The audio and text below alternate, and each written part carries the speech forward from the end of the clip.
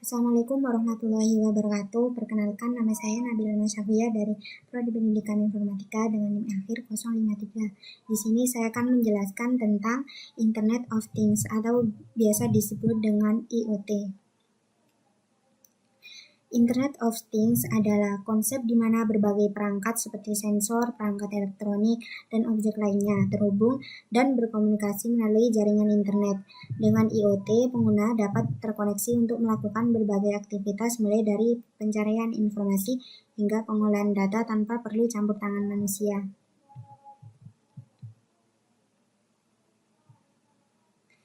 Komponen utama IoT. Untuk memahami bagaimana IoT bekerja, penting untuk mengetahui komponen-komponen utama yang membuatnya berjalan. Berikut adalah beberapa komponen penting dalam sistem IoT.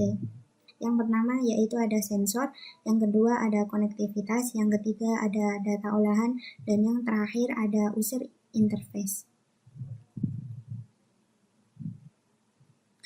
Yang pertama adalah sensor. Sensor adalah komponen kunci dalam Internet of Things yang bertanggung jawab untuk mengumpulkan data dari lingkungan fisik. Sensor ini dapat mendeteksi berbagai parameter seperti suhu, kelembapan, tekanan cahaya, dan gerakan. Data yang dikumpulkan oleh sensor kemudian dikirimkan ke sistem Internet of Things untuk diolah dan dianalisis. Misalnya, seperti sensor suhu dapat digunakan dalam sistem HVAC untuk mengatur suhu ruangan secara otomatis berdasarkan kondisi saat itu.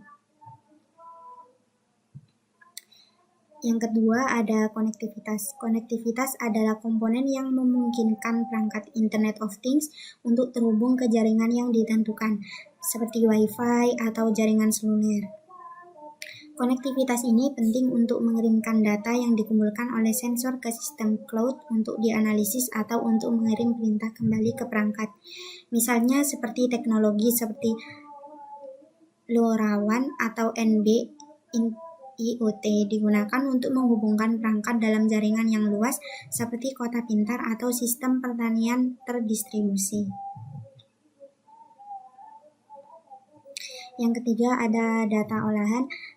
Pengolahan data dalam Internet of Things seringkali melibatkan teknologi machine learning atau artificial intelligence AI untuk mengidentifikasi pola dan anomali dalam data. Misalnya dalam industri kesehatan, data dari perangkat wearable dapat dianalisis untuk mendeteksi tanda-tanda awal penyakit atau kondisi kesehatan yang memburuk. Dengan analisis yang tepat, data dari Internet of Things dapat memberikan wawasan yang sangat berharga dan membantu dalam pengambilan keputusan yang lebih baik. Yang terakhir ada user interface. User interface adalah komponen yang memungkinkan pengguna untuk berinteraksi dengan sistem Internet of Things. User interface ini harus dirancang sedemikian rupa sehingga mudah digunakan dan dipahami, bahkan oleh pengguna yang tidak memiliki latar belakang teknis. UI dapat berupa aplikasi di smartphone, dashboard berbasis web, ataupun tampilan grafis lainnya yang memudahkan pengguna untuk mengontrol perangkat IoT dan memahami data yang menghasilkan. Contoh UI dalam IoT dapat ditemukan dalam berbagai aplikasi, mulai dari aplikasi rumah yang memungkinkan pengguna untuk mengontrol pencahayaan suhu dan perangkat rumah tangga lainnya.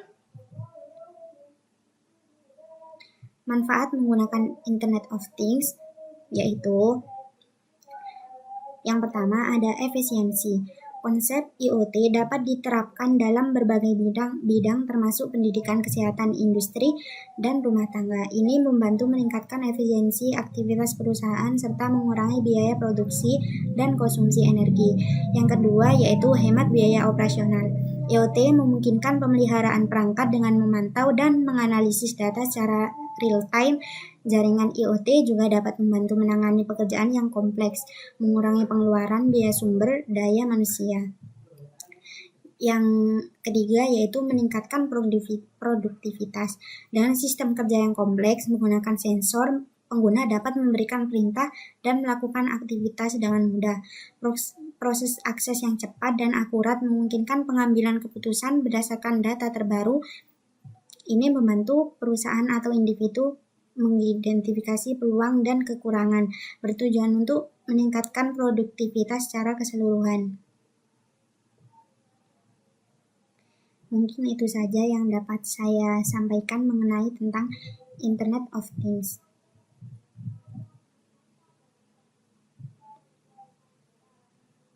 Kemudian di sini saya mau beralih ke Prezi. Di sini saya membuat PPT dari Prezi.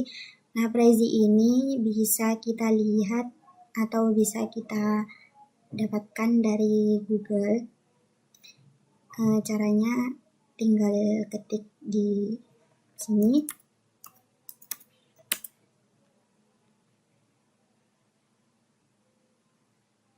Nah, di Prezi ini terdapat beberapa yang bisa kita buat. Yang pertama bisa membuat presentasi atau PPT, dan juga bisa membuat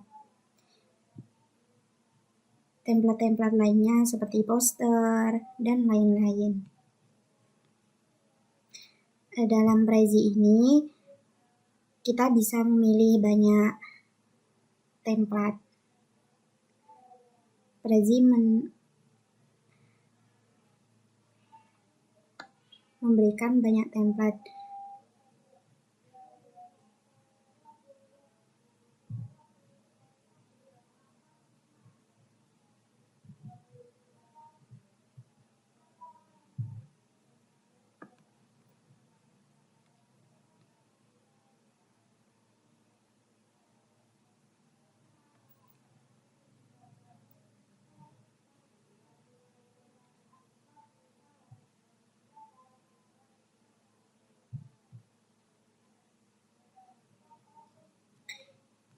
Di Prezi juga terdapat beberapa elemen yang bisa kita gunakan. Yang pertama, kita dapat mengubah fontnya sesuai yang kalian mau. Dan di sini kita bisa menyangkutkan media yang seperti gambar-gambar yang dapat kita sangkutkan di sini. Di sini kita bisa merubah gambarnya dengan sesuai materi yang kalian butuhkan. Di sini juga ada beberapa elemen lainnya, seperti di sini kita bisa membuat elemen seperti table dan lain-lainnya di sini juga.